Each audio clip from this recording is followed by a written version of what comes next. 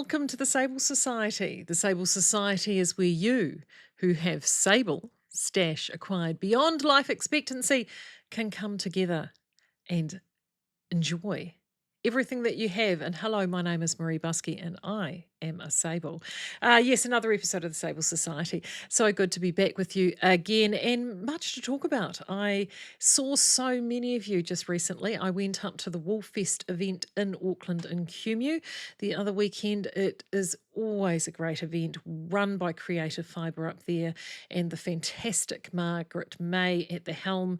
And this year I was there in the capacity helping out Ethan Barclay Inu from Get Flocked, and it was so much fun to I called it the grandmother version of going to Woolfest, because I had all care and no responsibility and could hand the business baby back to Ethan at the end of the day. So it was so much fun. I really enjoyed it. And it was so good to see so many of you catch up, have a chat, talk about Can, because the fabulous Lisa Craig was right next to us, who was there as well. So we had Ethan and Lisa there, and so many were interested in coming to Can, and there are still spaces. If you don't know what Can is, that stands for Knit August Nights. It is on the very last weekend in August, 28th to the 31st.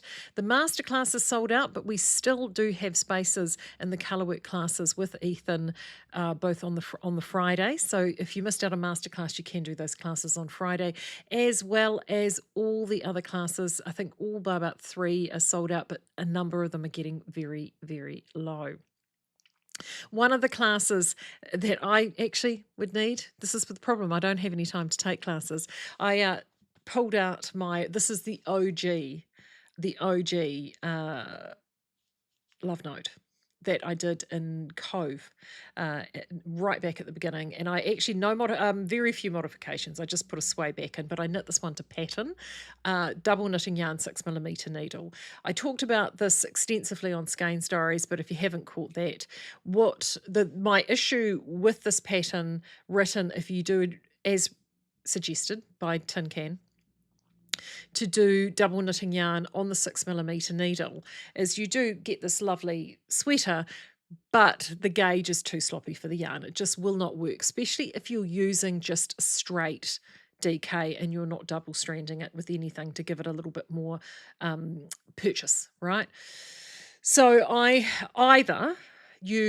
would knit this on a DK on a 5mm needle, which I've done with another one of my Love Notes, or you need to double strand it to help it hold together. So this one I adore, I do love, but it requires lots of TLC, and one of the TLCs that it requires is frequent pilling, because the openness of the fabric on a 6mm needle is just allows little fibers to get away and escape. So it does require a lot of pilling, and if I catch it on anything, the stitches and the fabric pulls it. You just have to be careful with it. So anyway, I dug this out of the closet to give it its winter de-pilling, because I hadn't worn it since last year, and I discovered that some little critters had been at it, and there were a couple of moth holes in the front. So, and this is why I need the mending classic hand. I have done the world's ugliest patches. I try, because where is it? This one down here, the hole was pretty large, and I went through and I tried to do it properly. And the moral of that story is I failed miserably. So if anyone needs that mending class, it is me. But if you've got something like this, if you are like me and you've gone and pulled a woolen out and you've noticed a hole or something needs fixing, if you're coming to Can, Cheryl Lyle, who's teaching the class, strongly encourages you to bring something that requires mending, and she will actually help you walk through the entire process. So that is still available, as well as many other classes, including her distaff spinning class and spinning with which was like a good basic spindle spinning class as well. So knitaugustnights.co.nz, you'll find the registration details there, and pop along and have a look. And if you want a fabulous weekend away in our little historic nook of the world here in Napier, I popped some photos up. I went for a walk a couple of mornings ago, and it was just so pristinely beautiful. Golden hour of the dawn, the sunrise Sunrises East Pier literally looks out to the east, where we have the venue, and it is just gloriously beautiful. So even if all you want to do is come and have a weekend away and sit at the beautiful East Pier Hotel and drink coffee and have wine and fabulous food and chat to people, you can do that too. We'd love to have you. So knitaugustnights.co.nz if you want to go and check that out. What else have I been up to? Getting prepared for everything. So obviously I went to Woolfest, had a great time. I have been just quietly ticking away with the Knit August Nights, pulling together stuff for the goodie bags. Oh gosh, and I forgot to grab it. Anyway, I've got my next project sorted. Well, I'm on a project at the moment. I've actually switched them around. I think I posted it on the Knit August Nights Instagram. I showed you a beautiful mohair and hand-dyed yarn, which I will have to sell at Cannes. I've selected that for my next project. I just need to wind off the hand-dyed yarn, which hopefully I'll do today. But what I have been doing is I've been quite determined this year. I took a leaf actually out of Ethan's book. I know he does this with the flock at Get Flocked, is he has these knit-alongs to really encourage you to get all those whips sorted, all the UFOs as well, all those unfinished objects that you've got floating around, and just get them done. And there's a great sense of satisfaction when that happens. And I've been quietly doing that too. So I think I showed you the big blanket that I'd finished. And the other one that I had was the vest that I knitted for Knit August Nights last year. I started a second one in the Whisper 12 Ply Mohair, which is available from Skeins. And I started it before the mohair was even released, and I got so far into it, and then so much else happened at Skeins, and I just never, I mean, as you know, my mojo left the building last year, and it didn't happen. And it's been sitting in a project bag for a year. And I saw it sitting in the project bag after I'd finished my hat jag. I'm going to show you some of the hats in a minute. And I thought, you know what? It's time. Now, I may publish this pattern, I don't know, but it's a vest. It's just a simple vest. So I knitted the pink one with the cowl neck that I'll can show you again. And I needed to knit something quick. So it was knitted on a 6mm needle. I did it using a DK yarn with a fine wrap sort of mohair cashmere yarn that I had in stash. It was both a stash yarn, and created almost like a Himalayan salt type soft tonal marl, and it's great and it looks great. I wear it. I love it actually. Didn't think I'd love it. And I'd had it big cowl neck, just as a vest, drop shoulder. So a great layering piece, especially for us here in this climate in Hawke's Bay. So this next one that I did in the Whisper, I initially thought, I would do the same cowl neck, but as I picked it back up again to knit, I suddenly thought, actually, no, I'm going to do something different. Now, but this pattern, I haven't written this up. I've just decided I wanted to knit a vest. It's not as hard as you might think. And if you did the Wardrobe Toolbox Masterclass with me over with Truly Myrtle, I talked about it there. But one of the things is if you can knit and you can do a swatch, you can actually knit yourself whatever you like. And all you need to do is have those basic measurements. And those basic measurements include the hip measurement that you want, the measurement up to under your arm that you want to achieve, measurement to your shoulder. It's not that difficult. And I had already had that vest as a template, so I'd knitted that. It may not be a vest. You may have actually even a vest or another garment, just a manufactured garment, that is the perfect fit. Take that garment and take those measurements, because those measurements give you the finished measurements you need to achieve to get the garment that you want to fit.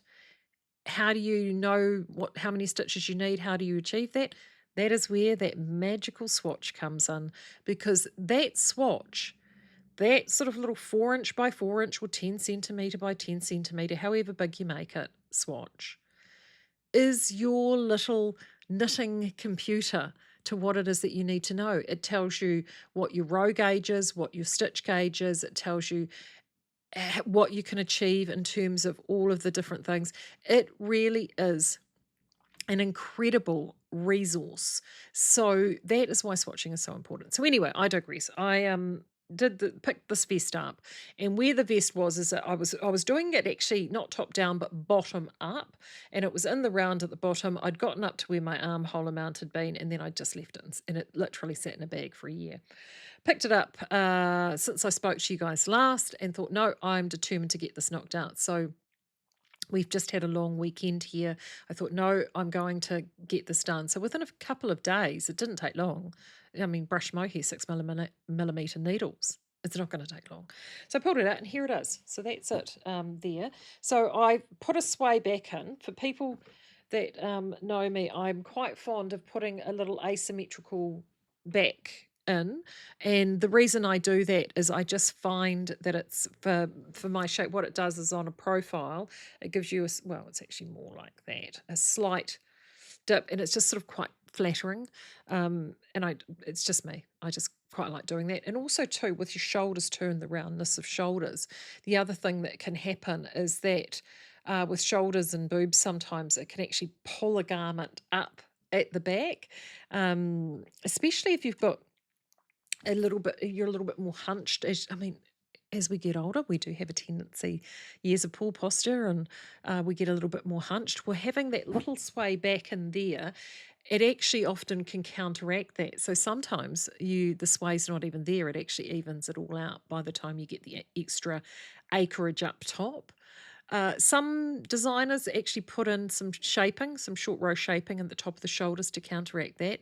Libby does that, I know, quite beautifully in some of her truly myrtle patterns. Sometimes I find it sway back counteracts it. So I did that, and then the one thing I did decide to do is I changed my mind this time. So this was the beautiful teal colour that we had. Now, I knew I had some alpaca from Stash, which I cannot tell you how long I'd had this alpaca DK and Stash, but because it was one that was manufactured by the Skeins Mill, I knew it was exactly the same colour as this mohair, because when we selected the mohair colour, we selected the mohair colour off the basis of that, this particular sample. So I knew they were exact match. So I suddenly thought, well, you know what? I'm not going to go mohair here. I'm actually going to do a contrast cuff. And this is actually a DK double stranded, and I'm just going to hold it up. As you can see, it's quite a dense double ribbing. It is alpaca, so alpaca is a little bit finer, doesn't quite have the same yarn memory. So double stranding it, it worked actually perfectly. And so then I decided, actually, I'm not going to do a cowl neck, I'm going to do a V-neck, because I haven't, and there it is. So I just did some basic maths for my V-neck. And I quite now, when it comes to a V-neck, there's lots of debate over V-neck.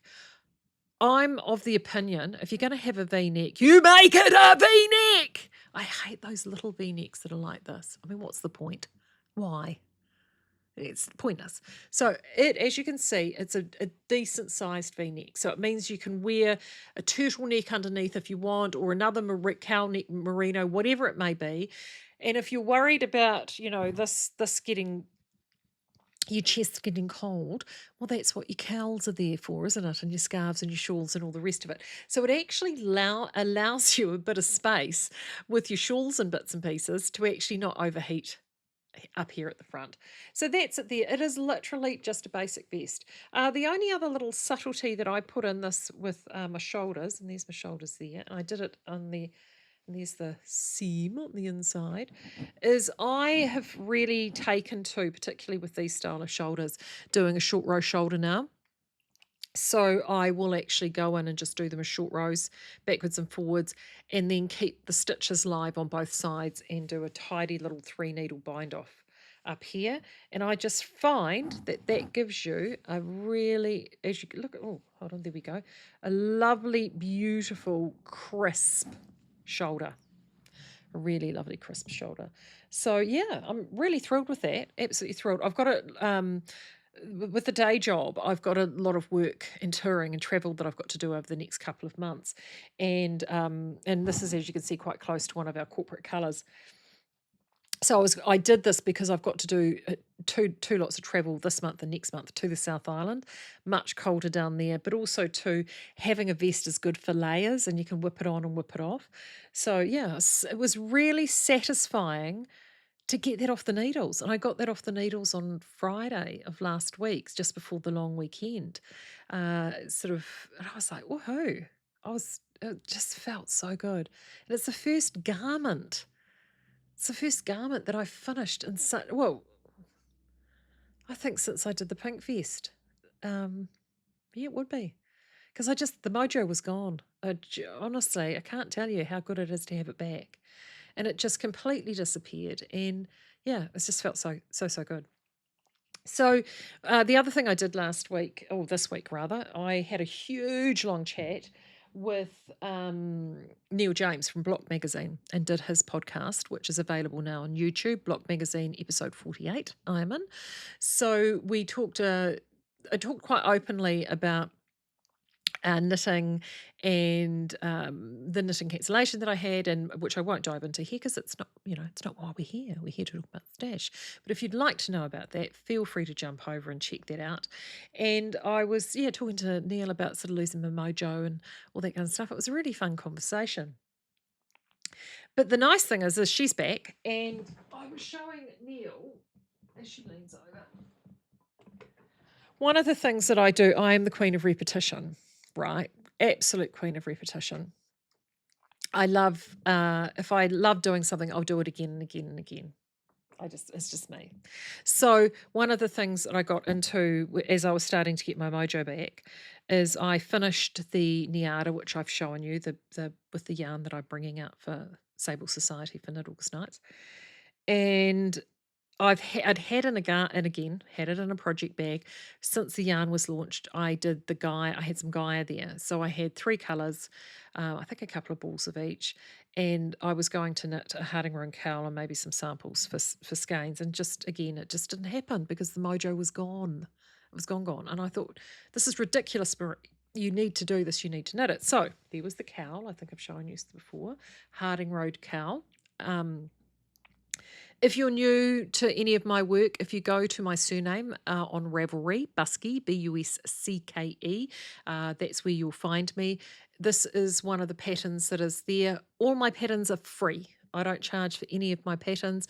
I very much from a knitting. Knitting has been very good to me, so I pay it forward. So all my patterns are free, and this is one of them. So that's the Harding Road cowl. So I knitted this, and as you can see, gorge. Love this cowl. Loved this cowl in this yarn because I knew how good it would be. So I was absolutely delighted with that.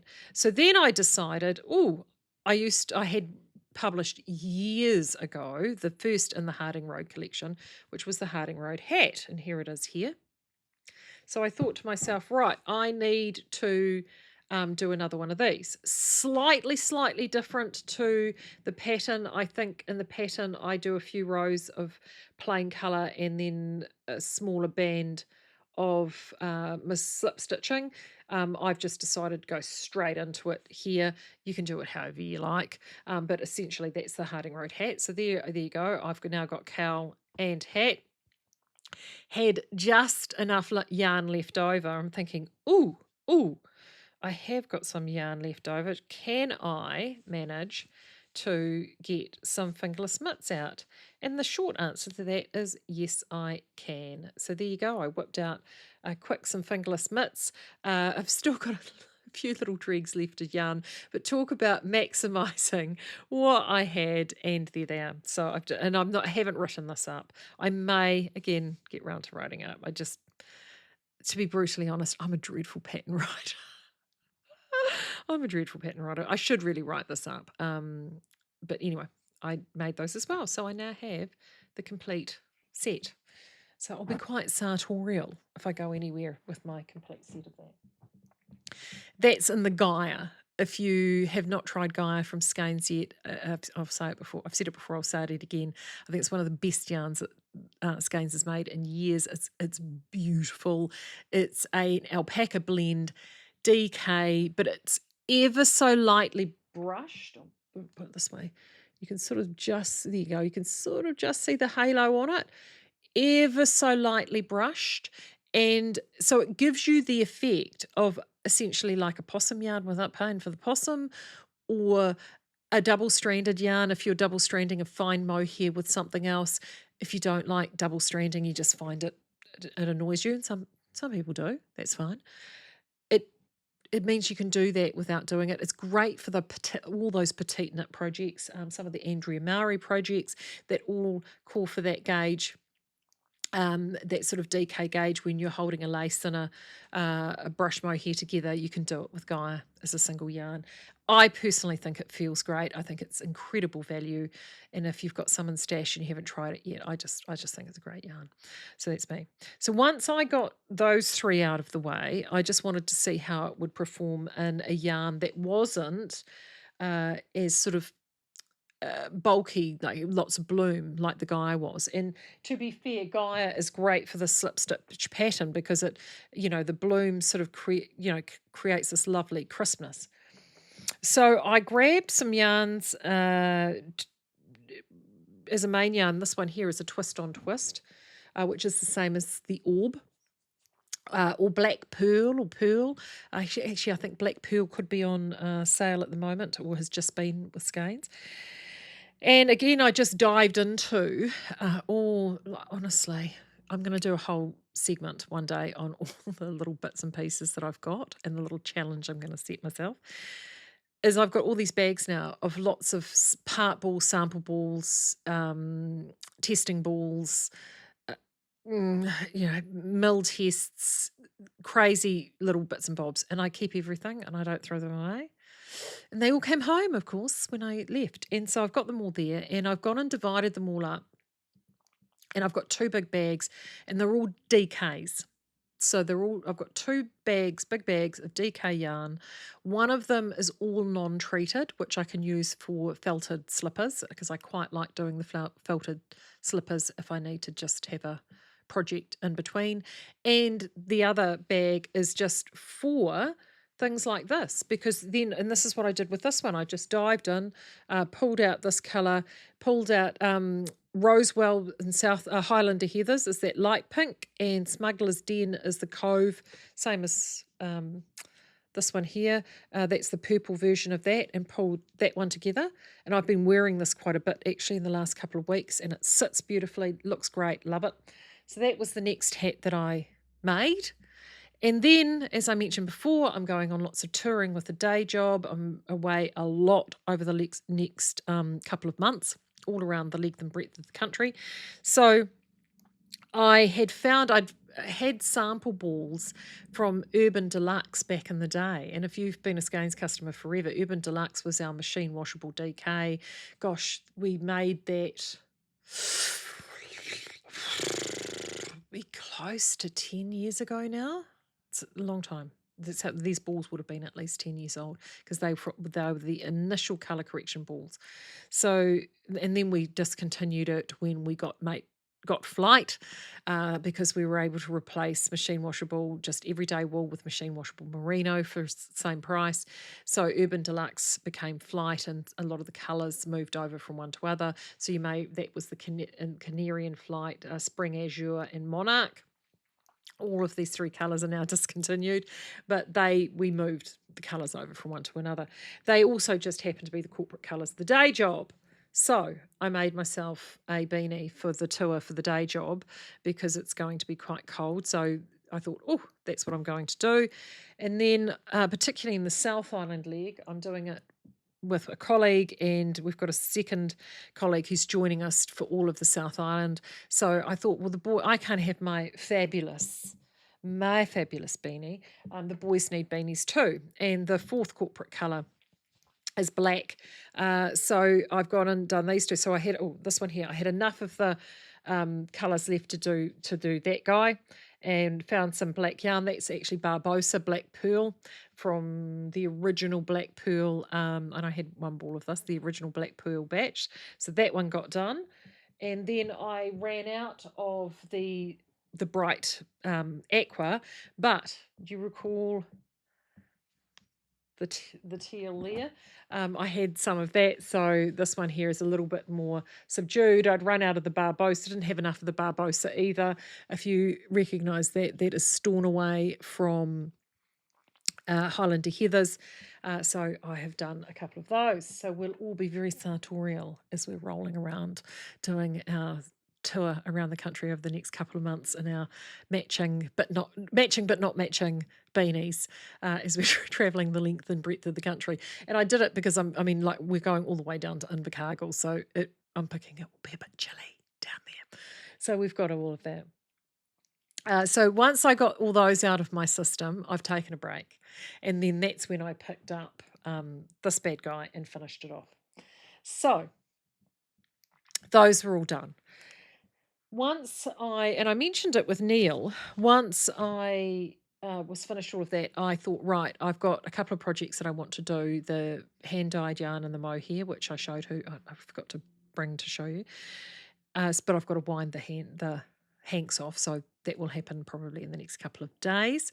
So I've got that to be done. And then I had, diving into deep stash, I had this. I had a friend that travelled up to Japan a lot, and anyway bought me back some Japanese yarn ages ago. As you can see, this is, yeah, there are certain colours that Maree loves. She does love herself a good sort of jadey teal. So this is a Japanese yarn that he'd bought back for me as a gift. And it's alpaca. It's an interesting yarn. It's a bulky weight. Yeah, it would be bulky weight yarn. It's an interesting yarn because it's predominantly alpaca, and as you can see it there, you can see that sort of little subtleties in there. Can you see that? So what it is it's alpaca, but like there's lots of bounce in here, right? You're thinking, oh, that doesn't look very alpaca-ish. And you would be right. So it's predominantly alpaca, 95% it says on the label, and 5% acrylic. Before you have kittens, knowing what I do and seeing the acrylic is obviously sort of this bright-ish blue, which is in there. I'm just having knitting with it now. It is definitely a high bulk acrylic. Not all acrylics are created even. This will be a really full-on high bulk acrylic. They've been quite clever with what they've done. They haven't needed a lot of this. But what this high bulk acrylic does is they've gone in these, I've already picked out that there is a blue, like an electric blue, and sort of a almost a limey green are the two sort of colours. They've obviously taken a small percentage, a couple of percent of those each, blended it back with the alpaca, and really blended it quite well, because alpaca, as you know, is a bit slinky malinky and has this lovely sheen, and it's obviously a fine alpaca. By putting the high bulk acrylic in there, if you cook, it's a little bit like adding whipped egg whites into a dough or a batter to actually give it lift and air. And this is what it's gone and done. This high bulk acrylic has gone and puffed out the alpaca and given you this alpaca that has got not only fabulous softness, but good bounce and bulk as well. And the high bulk acrylic has allowed to given you actually a little bit of memory, yarn memory, which you don't get with alpaca usually as a whole, because it's all sort of very languid and, fluid and, slippy dippy. So this is actually a test case for actually adding a synthetic in there, which I think has improved the overall quality of the original yarn. When we were at Design Spun, we often used Polworth for that, but it doesn't do it as dramatically as this high bulk does. So, and it's meant that it's kept in higher alpaca concentration. So that's what I'm knitting. So I had about 1,500 metres, because of course I don't give you meterages on these. That's the trouble. If you ever know anything about Japanese knitting or Japanese pattern, anything, they just expect you to know things. There's a certain base level of knowledge that you're supposed to have, and you don't require any more information. So I mentioned with Neil, because it is a bulky weight yarn, that I thought I would do a chika with it. I've knitted a couple of those before and do it all in one colour. So when I was in my basket, I've got a basket with folders in it of all my downloaded patterns that I print out, because I print all mine out because I like to write on them. As I was going through looking for my chica pattern, in the folder that had the chica was also this Nanook by Heidi Kiddemeyer, which I did in Kelly & Co. tweed, Donegal tweed, several years ago, and I still absolutely thrash that cardigan. It's one of my favourite cardigans. And I suddenly thought, actually, that might be a better option. So I pulled it out. So there it is there. She calls it a bear claw pattern, that collar. I love it because I live in Art Deco Napier, and that's very like Art Deco scallops. So I pulled the pattern out and I have been working on that. And here is my progress so far. So I've done it. So this is, look at that. Look at that. Oopsie. That stitch definition. There you go. Stitch definition is fantastic. Get it? Fantastic. Fantastic. Absolutely thrilled. There's nice bounce. It looks great. It's going to block fabulously well. Can't wait to get it all blocked and done. So yeah, I'm just on to the yoke shaping as we speak. So I literally so I finished the vest on Friday, cast this on Saturday. So it's that's about, I had a couple of days where I couldn't knit because I was busy with work, but the other work. But that's essentially about 3 or 4 days knitting, just stealing stitches whenever I can. So I am thrilled with how that is progressing. And once you get past, if you've ever knit this pattern, it's I love it actually, because it's one of those designs where the most challenging part of the design is at the beginning, and then it's plain sailing. This is exactly the same. The challenging parts at the beginning of the design, then the rest of it is plain sailing. And it's actually kind of cool because you do it and then it just like woohoo, and it's super fast, and that's what that one is. So yeah, I'm absolutely thrilled. I think I'll definitely know I'll have enough yarn, and I may be able to knock off a couple of accessories to go with it as well. But yeah, it's nice to pull. Sabling's been sabling. The sable has been diving into the sable stash to pull out something from stash. And it's been good. So good to knit that up. And you know what the best thing about that is when you knit something from your stash, Sable. Okay, actually, I need to come up with the Sable rules. Here's one. Sable rule number 1. When the Sable knits from stash, that means that you can acquire more stash to replace the stash that you've knit. There you go. So no, it was nice. Very good to finish that up. Felt great.